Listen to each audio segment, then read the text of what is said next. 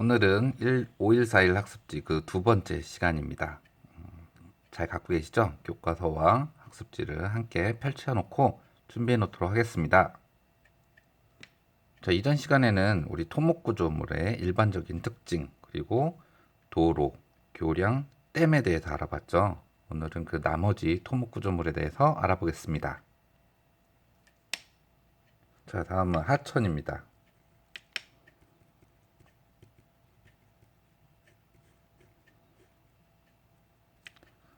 하천.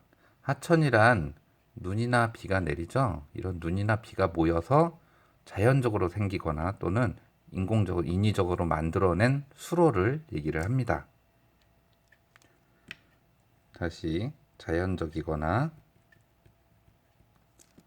인위적인 수로를 우리가 하천이라고 하지요. 이런 하천을 어떻게 이용하느냐? 자, 하천은 우리한테 물을 공급해 주지요. 일단 물을 공급해 주고 또 수력 발전에도 이용을 한답니다.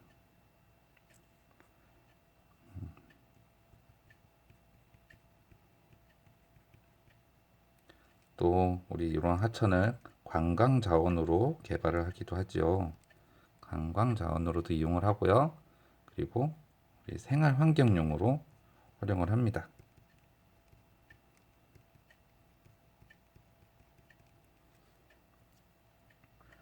그래서 이러한 이용을 위해서 우리가 하천을 잘 관리하는데요. 하천을 관리하고 문제가 생겼을 때 손을 봐야 되죠. 하천을 해당하는 공사를 하는데요.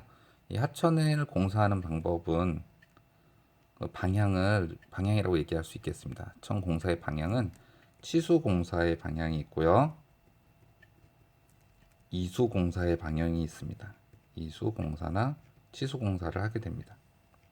어떻게 다른가? 치수 공사는 말 그대로 하면 홍수로 인한 피해를 방지하기 위한 공사예요.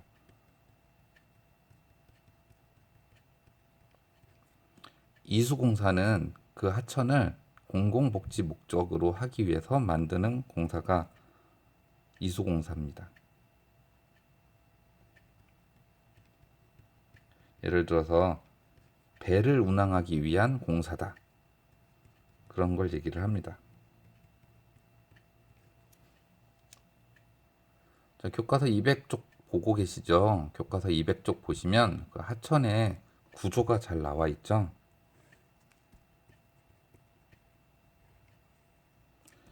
하천의 구조를 살펴보면 실제로 물이 이렇게 흐르는 하천이 있고요. 그 하천 바로 옆으로 평평하게 만들어 놓은 둔치라는 곳이 있습니다. 이 둔치 위로 제방 같은 똑같은 걸 이렇게 쌓는 거죠. 평상시엔 물이 이렇게 하천으로만 흐르다가 그럴 때는 이 둔치라는 지역을 다른 용도로 활용을 하죠. 뭐 주차장이라든지 아니면 국민들이 이용할 수 있는 공원처럼 활용을 하죠. 그러다가 비가 많이 와서 홍수가 뜰 때는 이 둔치까지 물이 이렇게 차게 돼요. 요 둔치가 없는 하천의 구조를 그냥 단단면 하천이라 그러고 둔치가 있는 하천을 복단면 하천이라고 합니다. 자, 하천에 대해서 알아봤고요. 다음은 상하수도에 대해서 알아보겠습니다. 교과서 201페이지네요. 상하수도.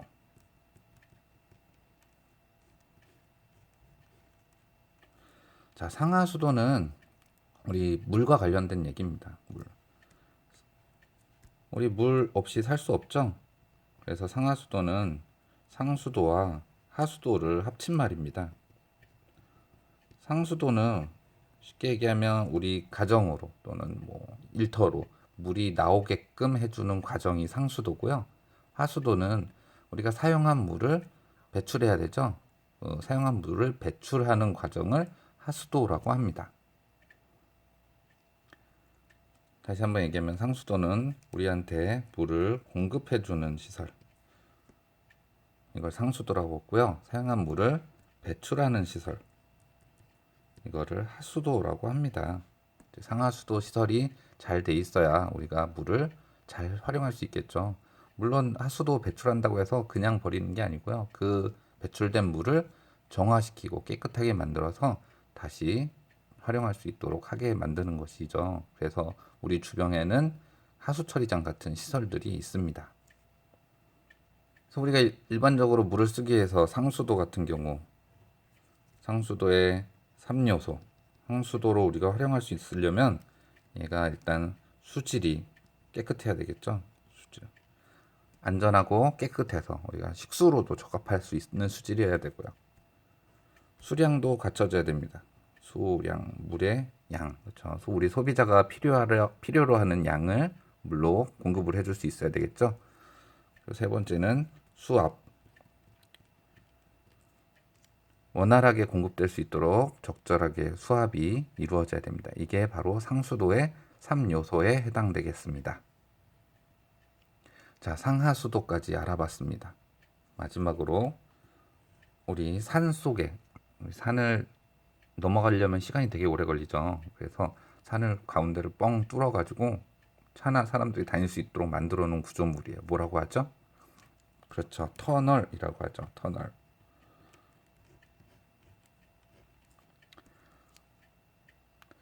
터널은 산이나 땅, 강 밑을 뚫어서 도로나 철도, 수로 등을 통하게 만든 구조물입니다. 물론 이제 터널을 하기 위해서는 그 지역의 여건, 상태, 뭐 조건 이런 것들을 다 이미 조사를 해서 적합한지 안전한지 따져봐야 되겠죠.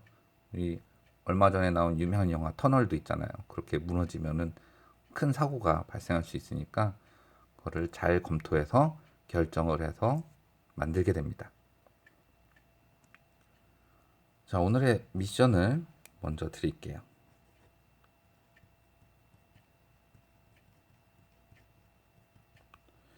자, 오늘의 미션은 학습지 514의 뒤에다가 뒷면 우리 여백 있죠. 그 뒷면에다가 토목 구조물에 대해서 우리 저번 시간과 이번 시간까지 토목 구조물의 특징 그리고 토목 구조물의 종류들 배웠습니다.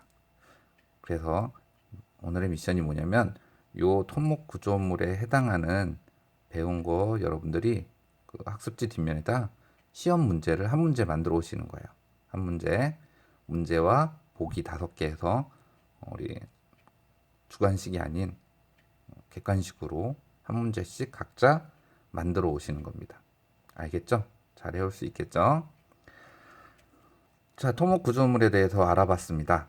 우리 토목 구조물의 일반적인 특징은 규모가 크고 건설 비용도 많이 들고 시간도 많이 들고 공공의 목적으로 만든 경우가 많다 그랬어요.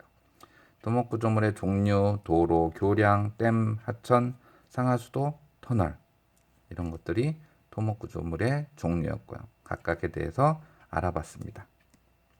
자, 그럼 우리 이제 다음 시간에는 건축 구조물에 대해서 알아볼 거고요. 토목 구조물과 건축 구조물을 잘 구분할 수 있어야 된다고 했습니다. 우리 교실에서 다시 만납시다. 감사합니다.